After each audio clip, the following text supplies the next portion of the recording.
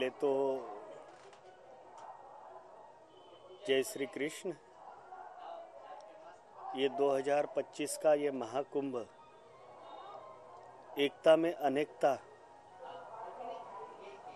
अनेकता में विविधता होने के पश्चात में भी ये 2025 में दिव्यम और महादिव्य इस कुंभ की यही भव्यता है, यही दिव्यता है। अनेकता में एकता, करोड़ों लाखों एवं देश अन्य विश्व से इस कुंभ को सभी अपने दृष्टिगोचर से सभी लोग इस समय में देख रहे हैं।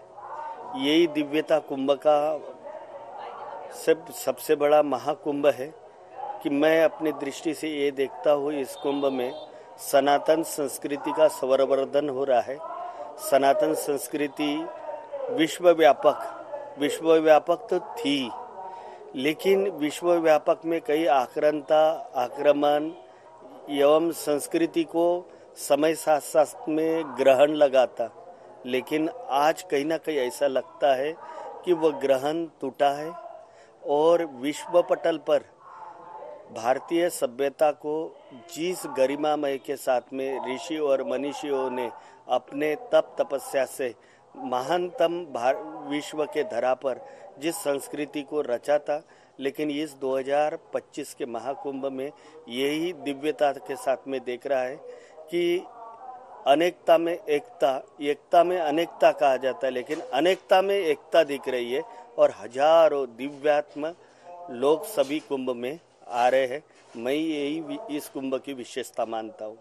समय समय के साथ में कल्प बदलता है। ब्रह्मा जी जब तपस्या करते हैं तो उनका एक दिन एक कल्पवास के समान होता है। तो समय समय के साथ में युग परिवर्तन मेरे दृष्टिगोचर में जिस तरह का आपका प्रश्न है, ये नहीं, दिव्यता के साथ में युग परिवर्तन और योगाचार के अनुसार ये परिवर्तन तो इससे भी आगे आने वाले समय में जब कुंभ आएगा तो इसकी भव्यता और दिव्यता आज से भी अधिक होगी। यही तो कहा जाता है कि युग परिवर्तन, ये परिवर्तन है और ये परिवर्तन भी इतना कल्पना जो कर रहे हैं कि हम अधिक इसको महिमा मंडित कर रहे हैं, लेकिन ये सच में महिमा मंडित करना नहीं है। ये तो केवल मात्र सभ्यता एवं संस्कृति का पुनरुत्थान है। सभ्यता एवं संस्कृति को फिर से रचा जा रहा है। दिव्यता और भव्यता के साथ में यही तो सनातन संस्कृति झलक रही है। बिल्कुल 144 वर्ष के बाद में ये जो 2025 में महाकुंभ पड़ा है, लेकिन भारतीय सभ्यता एवं संस्कृति में हमारी संस्कृति रही है कि इतिहास को सजोना, क्योंकि आज भी हम इतिहास के धरोहर को सजो कर रखते हैं। तो मुझे पूर्णता से विश्वास है समस्त सकल हिंदू समाज एवं सनातनी इस यादों को और इस पलों को ऐसे सजा कर रखेंगे कि इसके पूर्व में ऐसा कुंभ कभी हुआ नहीं। और जिनके नेतृत्व में जो वर्तमान की सरकारें हैं, वर्तमान का केंद्र की सरकार है, कि जिनके माध्यम से धरा पर कल्पांतर को एक कल्पित कर दिया। हम अक्सर कहते हैं कि हम अक्सर महात्मा लोग कहते हैं कि कायाकल्प होता है। तो आज के राज्य सरकारों ने एवं केंद्र सरकारों ने ये कायाकल्प कर दिया है और इस कायाकल्प की यादें हमेशा सनातनी सजो कर रखने का हमारा आज से नहीं पूर्वकालीन इतिहास है कि हम इतिहास को सजो कर रखते हैं, तो कुंभ को निश्चित ही याद रखेंगे।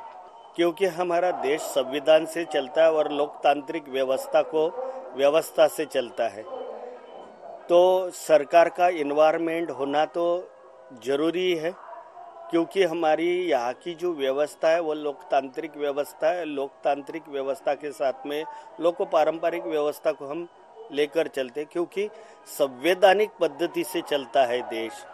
तो जब संवैधानिक पद्धति से चलता है तो अगर सरकार का इन्वॉल्वमेंट अगर इसमें नहीं रहेगा तो कुंभ में कई अनैतिक घटनाएं घट सकती है, बढ़ सकती है कोई अनैतिक तत्व इसमें आ सकते हैं। मेरा मानना है कि प्रशासन एवं सरकारों का इसमें हस्तक्षेप होना बिल्कुल योग्य है, तब जाके तो ये प्रशस्त व्यवस्था, सजग व्यवस्था बनती है। आज हम देखते हैं कि संपूर्ण कुंभ में सजग व्यवस्था के साथ में प्रशासन एवं सरकार अगर रहती नहीं, उत्तर प्रदेश के यशस्वी मुख्यमंत्री योगी आदित्यनाथ जी का, जिनके माध्यम से ये जो कुंभ किया गया, मैं मानता हूँ कि सरकारों का हस्तक्षेप है, इसलिए सुचारू व्यवस्था कुंभ में है। क्योंकि इतने करोड़ों, इसके पूर्व में हम टीवी टेलीविजन के माध्यम से एवं लोगों के माध्यम से इतना ही सुनते थे कि 1 करोड़ संख्या आ गई, 2 करोड़ संख्या आ गई। पहले बार विश्व में रिकॉर्ड टूटा है 12 करोड़, 10 करोड़, और इतनी करोड़ों लोगों की व्यवस्था बिना सरकारें, बिना प्रशासन के बिना संभव नहीं है। श्री कृष्ण जन्मभूमि मुक्ति आंदोलन,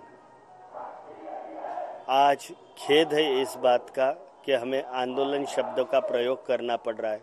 हमारी कई पीढ़ियां खप गई और कई पीढ़ियों ने भगवान श्री कृष्ण जन्मभूमि के उनका दर्शन पाने की प्रतीक्षा की। आज जिस तरह भगवान राम लला का प्रतिष्ठित अयोध्या धाम में राम लला बैठे हैं, तो ऐसे ही हमारे सनातन के हमेशा आस्था का केंद्र राम कृष्ण हमारे आदर्श है, और राम कृष्ण हमारे जीवन के आदर्श है। तो हम ये चाहते हैं, जिस तरह जिस भूमि को कई विचार तत्वों के लोगों के द्वारा, जिस पर एक तरह से अतिक्रमण ही है, अगर जिस जगह अतिक्रमण हो तो अतिक्रमण एक प्रकार का आक्रमण का ही रूप है। और आज अगर हम पूर्व इतिहास को अगर देखा जाए, तो जब भारत में तुगलक आए, मुगल आए, औरंगजेब आए, तब कई मठ मंदिरें तोड़े गए। आज श्री कृष्ण जन्मभूमि जो है, जहाँ सीढ़ियों में भगवान की मूर्तियों को दबाया गया, हमारे मूर्तियों को मांस तोलने का और वजन बनाने का एक साधन बनाए। आज सरकारें और युग परिवर्तन हो गया है, वो समय एक अलग था और आज का समय अलग है। आज बड़े ही संवैधानिक पद्धति से, न्याय विसंगति से नहीं, न्याय संगत और संगति से, जिस तरह हमने राम लला जी का मंदिर पाया है, जो न्याय याचिका लगाकर हमने भगवान श्री राम का मंदिर पाया है, इसी प्रकार न्याय याचिका लगी हुई है कोर्ट में श्री कृष्ण जन्मभूमि की। और हमें पूर्ण भारत के संविधान पर विश्वास है कि जिसके माध्यम से हमें भगवान श्री कृष्ण का मंदिर, जैसे रामलला मिले हैं वैसे हमें श्री कृष्ण मिलेंगे। तो कल जो संतों का जगतगुरु महामंडलेश्वर महामनीषियों के द्वारा इस जगह जो महासंवाद हुआ है, इस संवाद में से एक ही निष्कर्ष है, क्योंकि मैंने पहले कहा कि श्री कृष्ण और राम हमारे जीवन के आदर्श है और आस्था के केंद्र है, संस्कृति के स्वरूप है, भारतीय सभ्यता संस्कृति के आकार है और ब्रह्मांड नायक है।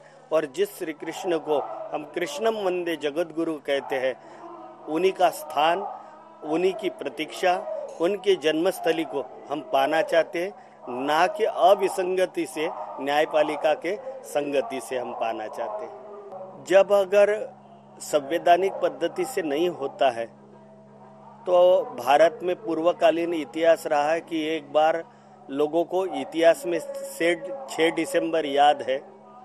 ऐसी परिस्थिति देश में ना बने, क्योंकि हमारी संतों की मांग तीनों ही मंदिरों के लिए रही है। हमने रामलला को मांगा था, श्री कृष्ण जन्मभूमि को और काशी को मांगा था। और इसके बाद हमने संतों ने ये कहा था कि आप सब ले लीजिए, केवल मात्र हमारे आस्था, संस्कृति, सभ्यता के केंद्र हमें दे दीजिए। और धीरे धीरे मुझे लगता है कि भारत के धरा पर और विश्व के पटल पर संपूर्ण विश्व में श्री कृष्ण भक्त है। वो अपने आस्था के केंद्र, संस्कृति और सभ्यता के मूर्ति कृष्णम वंदे जगत गुरु, उनको प्रतिष्ठित मथुरा के स्थान पर देखना चाहते हैं।